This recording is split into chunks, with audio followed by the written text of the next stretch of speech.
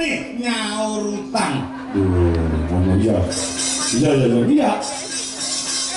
Ya ini tanggung jawab iki kaya ngono. Iya, nyaur utang.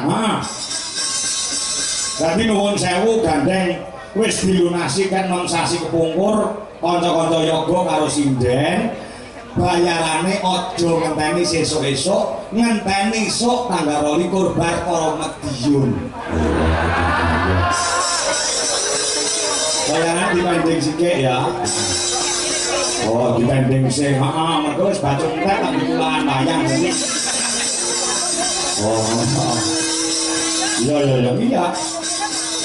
Dadi iso tanggal 22 kuwi ning Medion, ning lapangan Pujasera HUT Golkar yang ke-61. Mengko bayarannya didobel. Oh, ngono. Iya. Ora apa-apa sing penting dibayar. Wis Wis tak dawuh. Mula kang saka kuwi Ya, bengi iki aku ya biyen iki kerep ning mantingan iki ora kaya bengi iki lho. apa ya.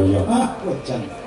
Sing mirsani nganti tebak daleme Pak Gianto nganti ora kuat karo tekan kono. Nanti tekan kono dikei video elektron. Videotron. Saking penuh. Sing nonton akeh, sing nonton akeh ning sing nangkep cek arang-arang.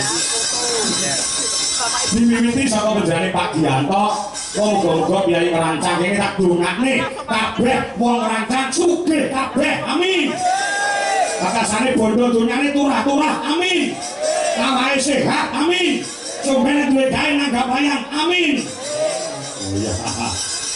Ngono ya. Iya. Diwiti karo Pak Gianto, duwe gawe sing rawuh pirang-pirang, duwe gawe sing pareng nekseni pirang-pirang. Iki apa to? Maknane apa to karepe? Apa to sejane Pak Sugianto? Kuwi pengen sing padha rawuh ndongake marang temanten sekalian. Oh, ngono iya. Mantane putri, penyanyi Mbak Nadia, Abibita, Romadoni, AMD. Oh, ngono. Pertanian. Pertanian kok peternakan aku ngerti ya. Sing wis lakon jauh kan Mbak Mas Irfan Ardianto SPD. Oh, ngono. Putra saka panjenengane Bapak Sukamto so Ibu Anjalani ing lenggah ana Cakung Jakarta Timur. Oh, ngono ya. Iya.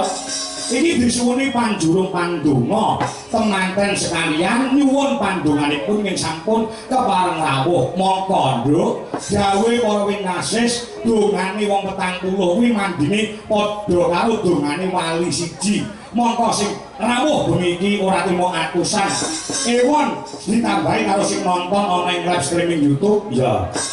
Muga-muga mujarab, muga-muga mandi anggone ndongakne marang temanten sekalian Mbak Nadia kawan Mas Irfan. Ya.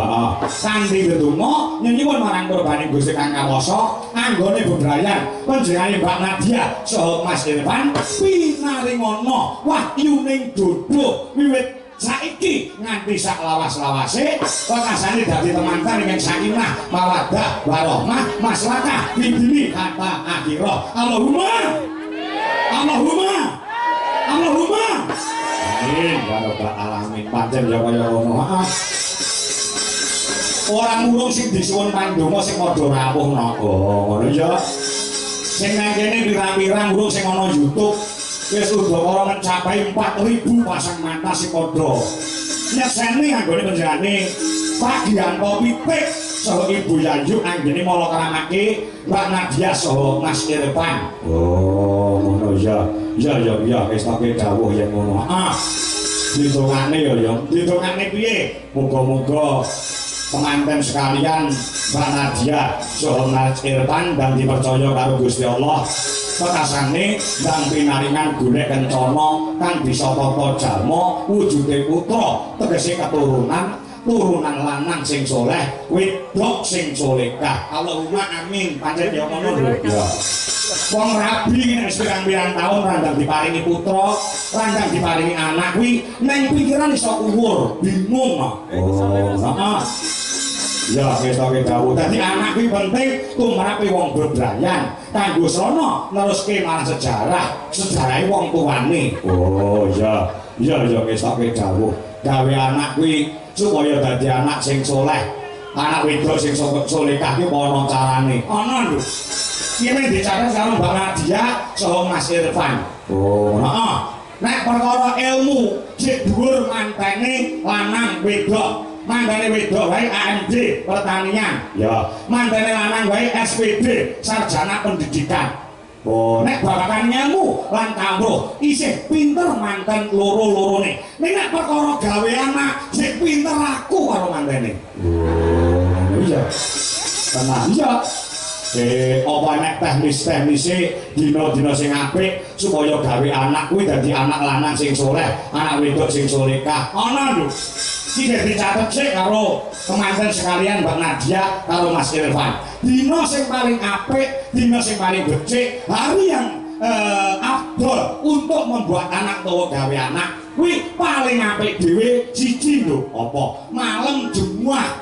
oh iya kuwi diarani sunah rasul wong lanang karo wong wedok lek nglakoni kumpul utawa gawe anak malam Jumat kuwi ganjarane padha karo 1000 derajat kamulyan lho kuwi ampuhe kaya ngono nduk malam Jumat oh iya lek malam Jumat kuwi ganjarane 1000 heeh nek malam Kamis karo malam Senin kuwi ganjarane mung 500 saliyane dina telu kuwi mung nyatusan nyatu sono nek kuwi ditindakne ping 10 yo 1000 nek apike agama iki lho oh apike agama iya wong nek wis nikah kuwi diseseni karo agama lan negara wis penak sik entuk ganjaran mun nek ditindakne malam Jumat kuwi padha karo mateni iblis 100 Mbak Nadia, Mas Irfan, kuwi dicatet nek sampean gawe anak malam Jumat kuwi padha karo mateni iblis 100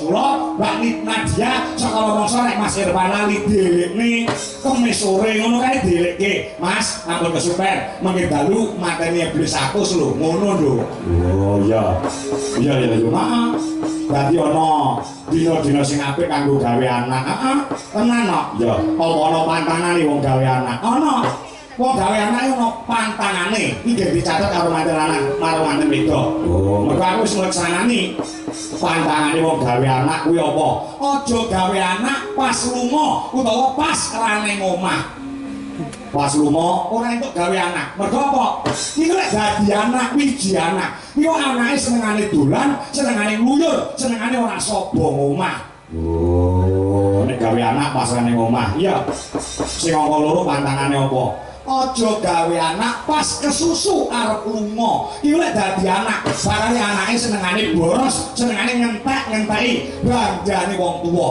oh sing angka telu sing perlu dicatet ben duwe anak duwe isin aja gawe anak nganggo udo mlejet gawe anak ora entuk udo mlejet oh iya iya iya sik selaku dadi wong awam aku tak takon monggo lek diarani wong lanang karo wong wedok kumpul kaya ngene ora udo mlejet ora marem iso disikapi men duwe anak sing duwe isin sikapane piye upamane mantan lanang nganggo kaos kaki tok sisih ngono ora apa-apa nduk oh mantan wedok upamane nek ora mlejet ora marem nganggo jilbab tok ngono ora apa-apa kowe biyen aku biyen yo ngono ora ketang piye nek kain sing templek ana ning awak kowe biyen dalang terus kowe gawe anak supaya duwe isin aku biyen blangkonan